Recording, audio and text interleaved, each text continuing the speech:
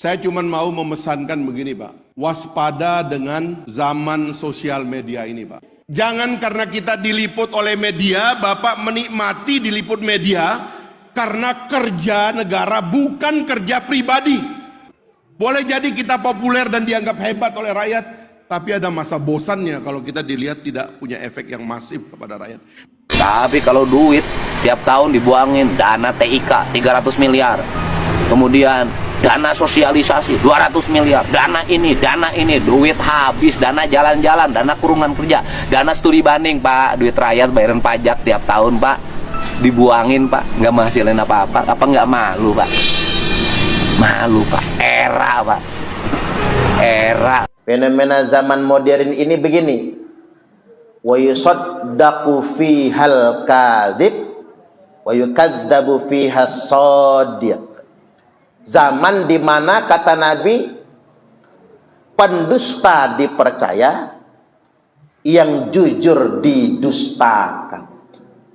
Hari ini yang pinter-pinter bohong dipercaya, tapi yang jujur-jujur didustakan, diingkari. Hari ini yang bisa ngebunglon, yang bisa berkamuflase, itu yang dikasih amanah.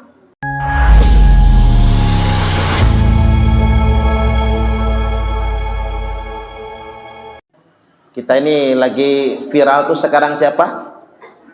Deddy Mulyadi ya Bu, ya. Bapak Aing itu bagus itu Bu. Misalnya larangan perpisahan mewah, ya itu kan merepotkan orang tua kan, biaya sebetulnya. TK wisuda duit, SD wisuda duit, SMP wisuda duit, SMA wisuda duit. Padahal kan yang wisuda itu cukup anak kuliahan kan, ya, karena memang sesuai gitu. Ujung-ujungnya karena wisuda, udah mondok baru hafal Quran 1 juz wisuda, sudah juz 30. Habis itu ya nggak ngapal Quran lagi dia. Kemudian Pak Deddy Mulyadi itu melarang study tour, setuju nggak kira-kira? Setuju kan? Karena study tour itu bukan cuman biaya loh, tapi jaminan keselamatan, ya Pak ya? Itu ke jalan berbes-bes itu jaminan keselamatan. Betapa banyak orang tua yang ketika anaknya study tour pengen ikut kan? Bukan karena pengen jalan-jalan, khawatir anaknya ini selamat atau tidak. Ya sebanyak itu murid, ya guru nggak akan mungkin bisa memantau semuanya. Jadi kebijakan pemerintah itu menurut saya nggak salah, itu benar, itu pro rakyat. Bayi yang lahiran di rumah sakit, ibu hamil nggak bisa bayar rumah sakit, suruh pulang. Nggak sanggup bayar, pemerintah yang bayar, nggak boleh rumah sakit menahan. Di tengah-tengah zaman di mana rumah sakit sudah menjadi bisnis kesehatan, kan begitu kan? Bisnis pengobatan gitu. Muncul pemimpin yang sedemikian rupa. Yang baru-baru lagi geger ini, anak sekolah yang nakal gitu dimasukin ke barak militer. Nah, setuju gak kira-kira? Setuju kan? Mengapa demikian? Ya nggak diajarin nembak pakai bedil, enggak. Dilatih dengan disiplin militer. Mereka masuk barak militer, nanti dilatih menurut berbaris militer, disiplin militer, dan mendapatkan wawasan hukum dari Pak Polisi, dari Pak TNI, dapat pembinaan fisiknya, disiplinnya, dari Pak Polisinya dapat pembinaan rambu-rambu hukumnya, undang-undangnya. Anak nggak boleh bawa HP ke sana, tidur harus jam 8, bangun harus sebelum subuh. Ya 3 bulan aja di sana, pulang udah nggak nakal lagi anak. Nggak tahu kalau di rumahnya mak bapaknya biasa yang jelek lagi, jadi jelek lagi. Apalagi di Jakarta, Jabodetabek, Jawa itu kan banyak geng-geng motor gitu kan. Belum lagi anak yang ngelem, narkoba, pacaran, game online. Yang kecanduan game online, bagus masuk ke sana. Terus terang saja, kadang-kadang orang tua juga nyerah sama anaknya, betul nggak? Orang tua sudah nyerah sama anaknya, ujung-ujungnya dikirim ke pesantren. Yang ketempuhan orang pesantren, Bu, yang ketempuhan itu anaknya manjatin tanaman orang, kan begitu. Di pesantren mau dikerasi, takut viral, kan begitu. Mau didisiplinkan, ustadznya tidur, anaknya keluyuran.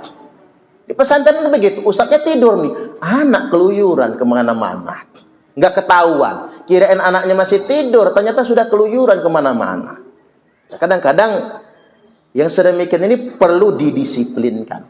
Nah, menurut pandangan saya, pemimpin yang kayak Pak Deddy Mulyadi itu tadi orang soleh ing panggonani. Soleh memang sesuai dengan kedudukan pada tempatnya, menjadi pemimpin yang baik. Makanya hidup kita ini, karena kita adalah hamba Allah yang lemah, maka kita hidup ini adalah berusaha untuk menjadi orang baik. Bahasa agamanya apa? Soleh dan solihah. Ibu-ibu ini solehah enggak? Insya Allah ya, Bu. Ya, karena belum tentu juga kan soalnya. Jadi duduk soalnya begini. Soleh itu apa sih? Kalau bahasa Kiai Haji Mustafa Bisri, solih itu ing panggonane. Jadi solih dan solihah itu ada pada tempatnya. Jadi nggak bisa kita nyebut orang solih itu pakai peci, nggak bisa. Pakai jubah gitu kemana-mana, bajunya jubah. Apa itu orang soleh? Belum tentu. Apa yang solehah itu yang kerudungnya nyengser di tanah? Belum tentu. Seorang istri dikatakan solehah bukan karena kerudungnya nyengser di tanah, tapi karena ketaatan kepada suaminya. Walaupun tahajud rajin, kerudung nyengser di tanah, tapi suami lagi tidur di sepak palanya, yang nggak bisa disebut sebagai wanita solihah, karena ing panggonane. Semua itu pada kedudukannya masing-masing. Pemimpin dikatakan soleh bukan pemimpin yang bisa ngimami sholat. Kan ada yang bikin rumusan yang namanya pemimpin itu fasih membaca Quran, bisa mengimami sholat, itu mah imam sholat ya. Jadi pemimpin itu kedudukannya di mana untuk dikatakan orang solih? Ketika dia menjadi pemimpin yang adil. Makanya dari 7 golongan manusia yang akan mendapatkan naungan, sab'atun yudhilluhumullahu fi dhillihi yauma la dhilla illa dhilluh. Yang nomor 1 itu imamun adil, pemerintah yang adil. Karena orang itu dikatakan solih atau tidak, kalau posisinya sebagai pemimpin akan diukur dari apakah dia adil atau tidak. Karena kita ini dihadapkan dengan fenomena zaman modern ini begini. Wa yusaddaqu fihal kadzib wa yukadzabu fihas shadiq. Zaman di mana kata Nabi pendusta dipercaya, yang jujur didustakan. Hari ini yang pinter-pinter bohong dipercaya, tapi yang jujur-jujur didustakan, diingkari. Hari ini yang bisa ngebunglon, yang bisa berkamuflase, itu yang dikasih amanah. Tapi yang jujur-jujur tidak diberi amanah, malah ditinggalkan. Buktinya apa? Nggak usah ngukur orang, ngukur kita aja. Hari ini yang berani NPWP, nomor piro, wani piro, itu yang dipilih. Yang nggak berani NPWP nggak dipilih. Ini zaman sedemikian rupa. Akhirnya kita dihadapkan dengan fenomena banyak orang mengejar jabatan pimpinan, mengejar jabatan kekuasaan, tapi tidak amanah. yang jujur ditinggalkan, yang tukang bohong malah dipercaya. Yusaddaqu fihal kadzib, zaman di mana para pendusta menempati berbagai macam jabatan. Makanya Rasulullah sallallahu alaihi wasallam bersabda, "Ma min 'abdin yastar'ihillahu ta'ala ra'iyatan."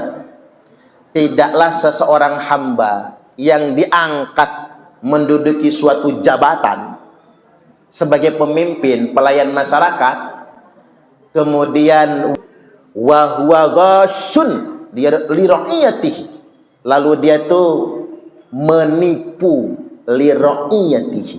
Siapa yang dia tipu? Yang ditipu rakyatnya. Maka ketika dia mati dalam keadaan menipu rakyat, illa haramallahu alaihil jannah, kecuali pasti Allah haramkan ia masuk surga. Ini peringatan buat pemimpin itu, jangan nipu rakyat. Karena kalau beliau-beliau itu nipu rakyat, maka dipastikan haram masuk surga. Berarti kalau haram masuk surga, masuknya kemana tuh? Neraka. Saya ulangi lagi, kalau haram masuk surga berarti masuknya ke neraka. Ini buat siapa? Wa huwa ghasyun li ra'iyatihi, buat pemimpin yang menipu rakyatnya.